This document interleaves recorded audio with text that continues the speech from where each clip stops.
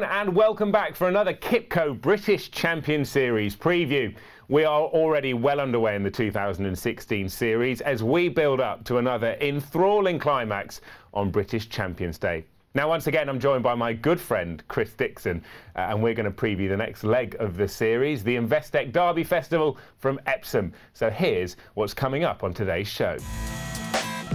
They did it last year, but will Lightning strike twice for Messrs Dettori and Gosden in this year's Investec Derby?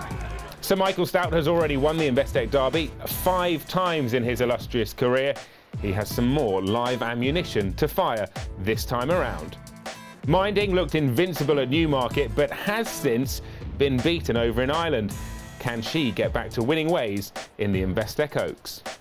And one of the stars of the series last year makes his return in the Queen Elizabeth II Coronation Cup. But first, let's get on with the action and show you what's happened in the series so far.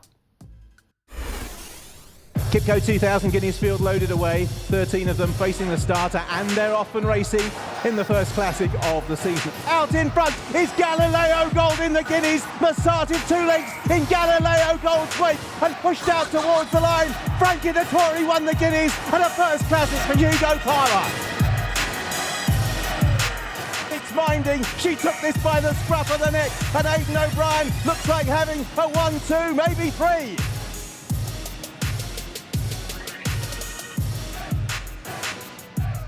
Down to the last furlong, Clever Cookie noses ahead from second step. Curb Your Enthusiasm is still staying on stoutly down the near side. Clever Cookie got to the front, has to hang tough. Curb Your Enthusiasm and second step coming at him. Clever Cookie gamely does enough and wins the Yorkshire Cup. It's Euro Charlene out in front, Bellardo away to the far side, and endless drama, Bellardo coming home strongest, Bellardo's getting up to win the Lockhinge, it's Bellardo who won the Al Shakab Lockhinge, a punch at the air for Andrea Adsani.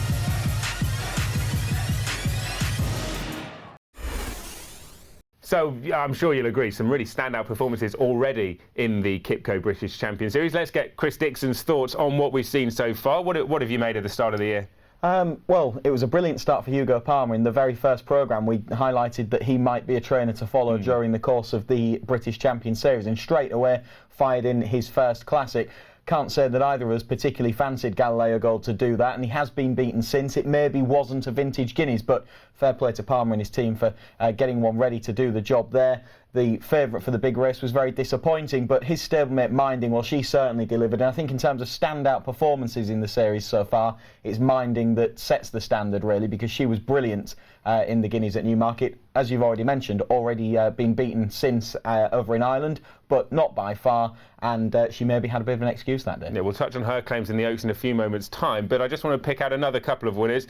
Local favourite Clever Cookie won the Yorkshire Cup during York Stantey meeting, and Bellardo's getting his career back on track now. Yeah, Clever Cookie's becoming a little bit of a favourite for British racegoers, isn't he? And great to see him winning at his local track as well. And then, as you mentioned, Bellardo giving Godolphin another win in the Lockhinge. They won it last year, they've won it again. Absolutely. Right, so that is the series so far and some standout performances, but we're going to pick the bones out of one of the big races coming up this weekend, and we'll start by taking a look at the Investec Oaks. Right, let's get into this then, and we're going to start by taking a look at the leading players in this year's 2016 running of the Investec Oaks, and the horse that we've mentioned already that sets the standard is undoubtedly the Aidan O'Brien trained Minding. She is the winner of the first Fillies Classic of the year, the 1,000 Guineas at Newmarket. We're going to highlight her here. There is Minding. Also in the Oaks will be Turret Rocks, who we'll highlight here as well. So these two horses that we've highlighted will be locking horns once again at Epsom on Friday. Yeah, and as we pick it up, you'll notice that already going better at this stage is Minding, the eventual winner. Turret Rocks shapes like a horse who wants further. Minding shapes like a horse who's got plenty of pace for a mile, will get 10 furlongs, but will she get a mile and a half? And that is going to be the slight doubt, I suppose. Turret Rocks, I'm sure, will improve for the step up in trip, but will it be enough to win an Oaks? Minding has been beaten since. She was brilliant here at Newmarket. This was a really explosive performance from her once again, but she does have stamina to prove. If she can turn up at Epsom and deliver that kind of performance, then she will win. But she's by a family of milers down the damn side of her pedigree, and it has to be a little bit of a doubt. There's something about her, and look, don't get me wrong, she's nowhere near the sort of class of Frankel. Look, she's a very, very good filly, but there's something about her over a mile, that sort of relentless nature of her performance that makes it very hard for horses to get close to her, which means that there's distance between her and her nearest rivals come the line. You can get suckered in with horses like that thinking, well, she's definitely going to stay. Look at her, she's put distance between them late on, but she just maintains that relentless nature of her performance. Yeah, and with that kind of horse, I think she will get 10 furlongs, no problem. And she might well get a mile and a half. She will get it to a degree, but you only need to go back to last year, and the impressive Guineas winner Legatissimo, who looked like she was going to get a mile and a half, no bother, stayed the trip in the Oaks, but she didn't stay it as well as her stablemate and eventual winner. Not a stablemate, actually, in the same colours, but the eventual winner. And that will be the question. Does she prove as effective over that kind of trip? It's interesting. You'll hear us a lot saying that the trip and the pedigrees and the families and whatever, and in racing, breeding has a lot to do in terms of sort of the ultimate sort of level that they can achieve, the trip that they can win over, etc. So with Minding, on the mother's side, the dam side, there is plenty of speed over a mile. So a question mark about whether a mile and a half, which is what they're faced with at Epsom, whether that would be ideal for her. The questions will be answered on Friday. However, going into Friday, you would think that the next horse we're going to take a look at, Skiffle, should, given her family, really enjoy the mile and a half. Yeah, we can see her at Goodwood. First point to make about where she's running. She's going on a track that's downhill. Yes, you're a right-hand bend rather than a left-hand bend, but at least she's had the experience of picking up, going downhill and running on a camber and remaining balanced whilst picking up and showing her ability to quicken on. And that's what she does here in the Height of Fashion Stakes. In terms of bare form, it's not as high as what Minding's at, but she's only had the 2 starts. She's not been able to have the opportunity to run to the same kind of level. Look at the horse that she picks up, who goes through the race more comfortably in many ways, but Skiffle sees the trip out really, really nicely. She's sure to improve for the step up to a mile and a half, both on pedigree, so her breeding, and also by her style of racing. There's more to come. She was unlucky on a racecourse debut at Ascot when she missed the break and finished in third, a really promising third in a warm enough maiden, and she's going to be a big improver, I think. And you'll see here, I just love the way she really sticks her neck out. For an inexperienced filly, she shows a really good attitude on a track that can find a few horses out in the past. It's quite an idiosyncratic track, Goodwood, as is Epsom, which is where they're racing this weekend. So that was a really good performance, and connections to Sheikh Mohammed, John Ferguson and the team at Godolphin decided that they were going to put Skiffle in and supplement her for this race. They've seen an opportunity here, and they'll be keeping their fingers crossed that she can put in a performance of that nature once again. We've already touched on the season that Hyuga Palmer has already had. A first classic success for him in the form of Galileo Gold in the Kipco 2000 Guineas. Can he make it a dream second British classic with Architecture, who was beaten at Lingfield in the Oaks trial there, but is a lightly raced and talented horse?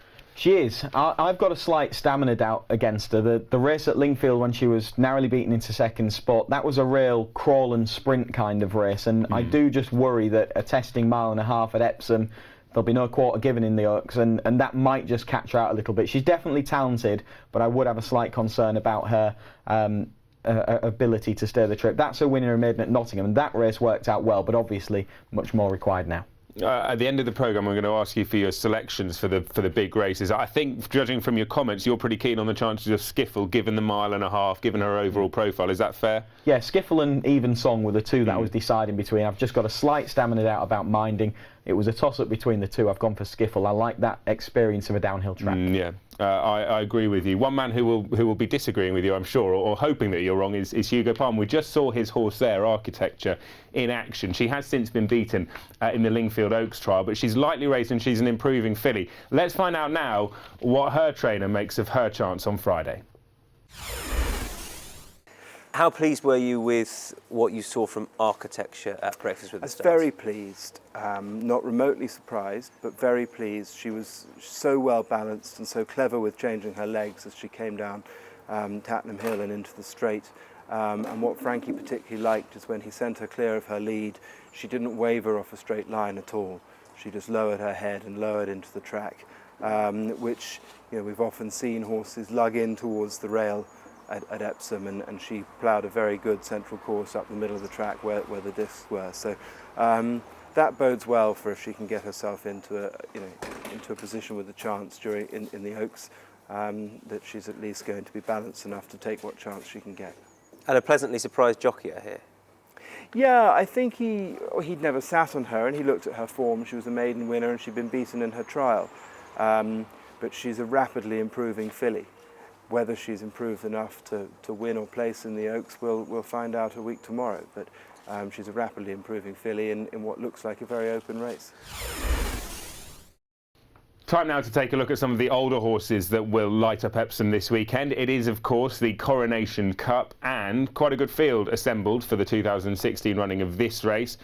Roger Varian trains Postponed and Found, trained by Ian O'Brien, are the top two in the betting. However, outside of that, as we're about to highlight, there's a couple of live players, live fillies in the Coronation Cup, and actually it's very much a case of Postponed taking on the girls in this contest. We'll start by taking a look at Postponed, and then we'll have a look at the three mares that we'll highlight. Here is Postponed in action. Postponed has always been a very talented horse. Indeed, he was one of the stars of the series last year when trained by Luca Comani. This year, moved yards now with Roger Varian, but clearly he's a horse that retains all his ability, and he is a high-class middle-distance horse. He is. We saw that last year, and we've had it confirmed that having moved to Roger Varian since the end of last season, that he's a horse that's still got all of that ability intact. Top-level performance here out at Meydan. Really decisive, sweeping move off the turn, and then quickens up to pick them up nicely. He's got a lovely way of going about things, this horse. Such a genuine performer. Really nice attitude. The horse who's running on into second, a two-time top-level winner over in Japan. So he's beating a fairly good horse, and they're pulling clear, but he's always pulling clear of the rest. And again, that relentless galloping style, just look at his head carriage. He's such a likeable horse. What I'm about to say will probably sounds sort of negative, but it's not meant to be in any way. That sort of stick his neck out, get low, and be a real terrier when he's asked to go and win his race. It's a really honest, likeable and classy attitude that he has, and that's what makes him such a tough nut to crack. But the horses hoping that they can crack Postponed include Found, who we're going to take a look at in action. Now, this is one of the races that we highlighted actually on the first Kipco British Champion Series preview this year. You said that this is a race that's going to work out well. Jack Hobbs, Fascinating Rock, the winner this day. Found got pretty close to Fascinating Rock. This was, as we know, this is the highlight of what we're talking about now. This is the Kipco British Champion Stakes. So this is the culmination of everything last year. And Found's run an absolute blinder, narrowly missed out. Yeah, she travelled pretty much the best, didn't she? She has to squeeze her way through a tightish gap there. It's always there, but she has to find her way through that. She's beaten by Fascinating Rock in front of Jack Hobbs, helped by how the race developed. And I think that's one of the key points we've found. This is the kind of scenario that I feel that she's best in. She's got winning form in smaller fields and more tactical races. She's not short of speed, but I think she's at her very best in a race that's run at a real end-to-end gallop and becomes a stamina test at this kind of trip. I think she's best covered up mid-division or further back, allowed to travel and pick her way through. The Coronation Cup might not pan out in that kind of way. Well, what I'm going to do now is I'm going to skip to Arabian Queen then, because Arabian Queen, given her run style, as I'll highlight, and as we saw when she got the better of Golden Horn last year, here she is out in front of this stage.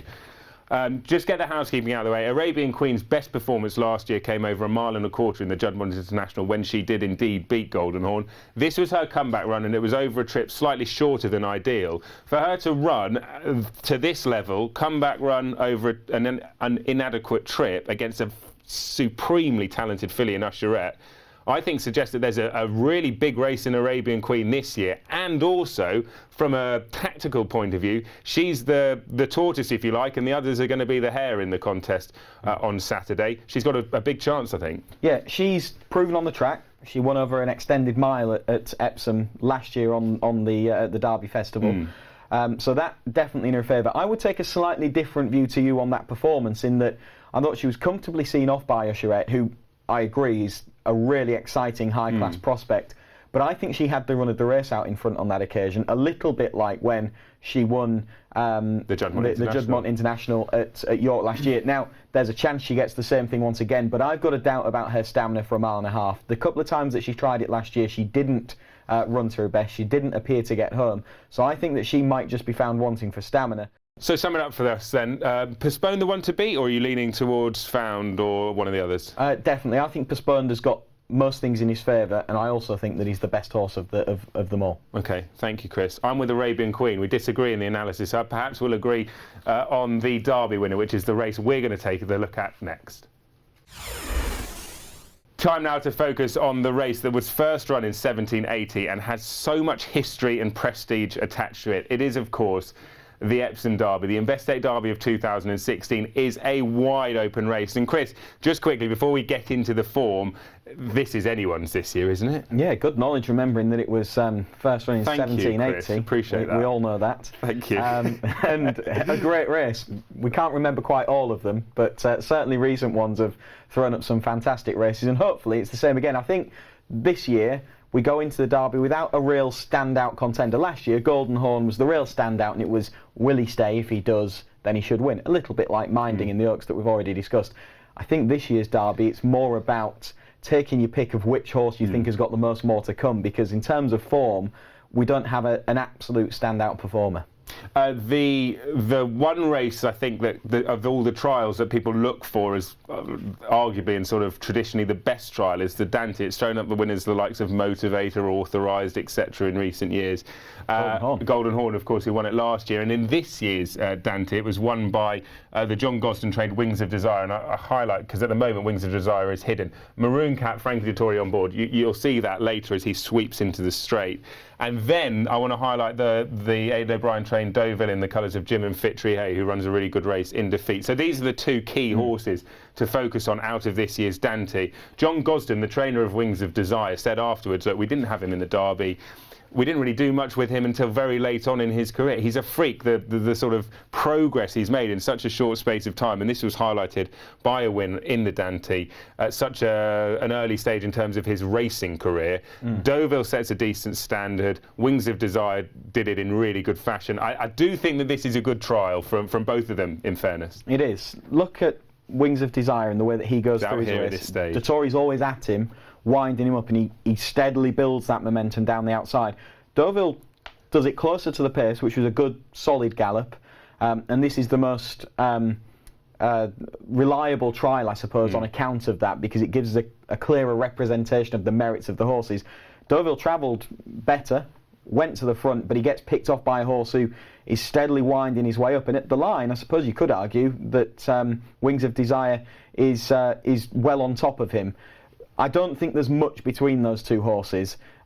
Wings of Desire is really likeable, and he's progressing all the time. It's impressive that he's got to the level that he's at already. The two horses that he beats were both group winners as juveniles, so it's good solid form this, running a good time, and the best of the trials, I think.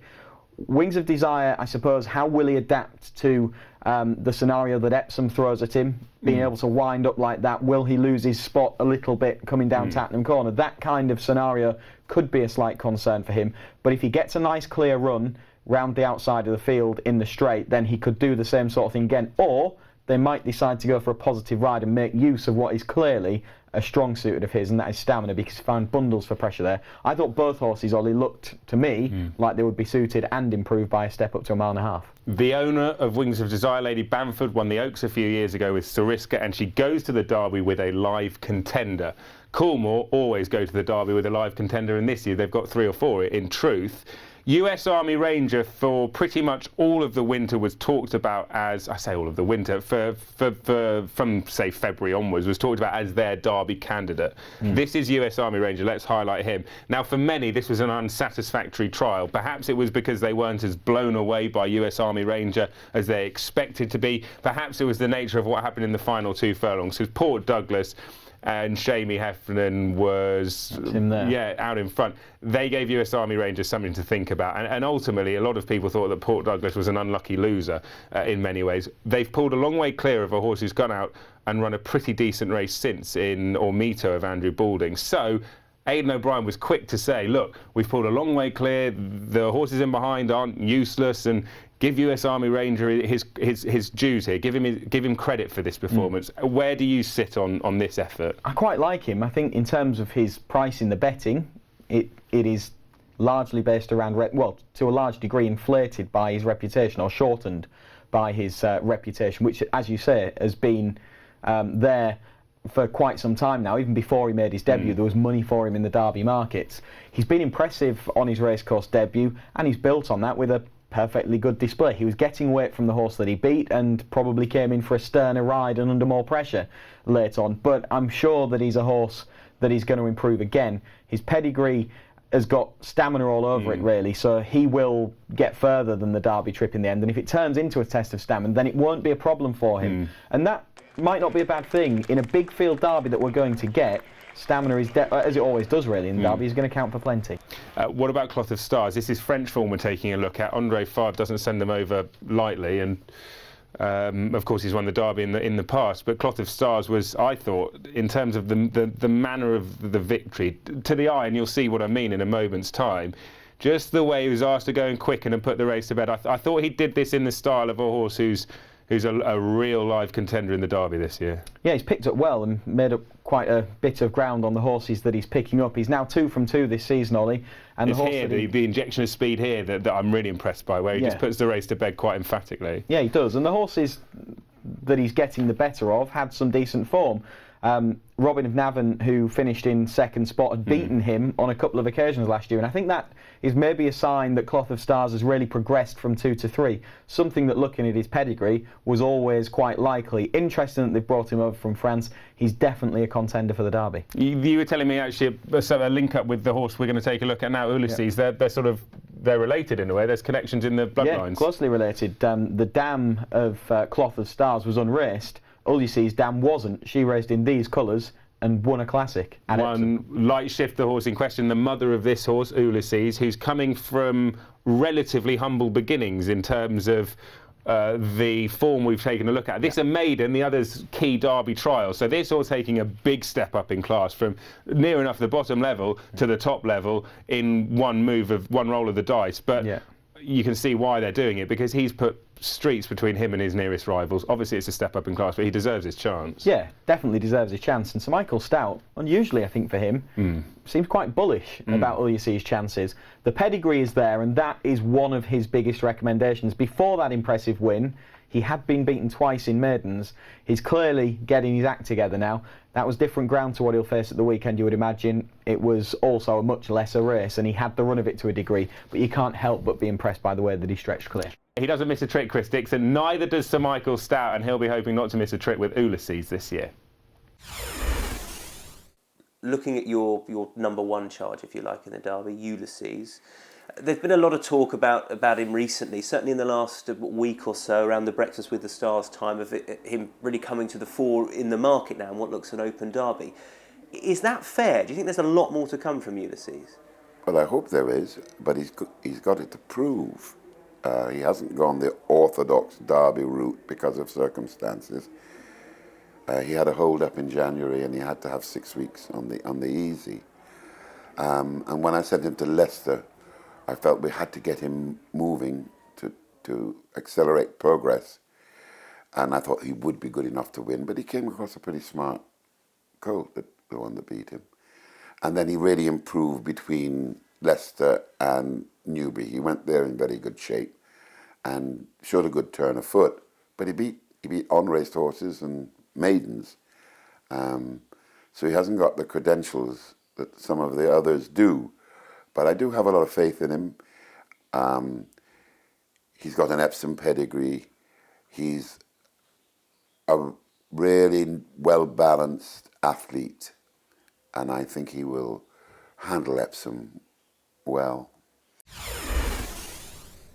Well, we can't wait for the Investec Oaks, Derby and Coronation Cup and all the other races from Epsom this weekend. Really looking forward to it. And then it's not too long to wait until Royal Ascot, and in the last few weeks, month or so, we've seen some horses, Chris, that have really put their name into the Royal Ascot hat. None more so, I guess, than the Japanese raider, Eishin Hikari, who was breathtaking in France the other day, and I mean, he's a real star, isn't he, this horse? Yeah, the Prix-d'Ispahan, he blew the field apart, didn't he? 10 lengths was the official winning margin, so got to be looking forward to seeing him. Ascot will pose different questions, different opposition, different type of track and different ground to the conditions that he was so impressive in last time out. And the field that assembles against him will feature lots of quality. Really looking forward to him and Time Test having the face-off. It's going to be a breathtaking few weeks and months of the British Champions Series. Let's take a look at the fixtures coming up. And you'll see the Royal Ascot is only a few weeks away, and so much to look forward to, and obviously it culminates on Champions Day at the end of the year. So that's all, folks. As I said, we'll be back for a Royal Ascot preview, but all that's left for me to say is a big thank you to Chris Dixon. Thank you to you at home for watching wherever you are in the world. And we look forward to opening the gates to Epsom and welcoming you to what is sure to be a fabulous weekend of racing. We'll see you soon.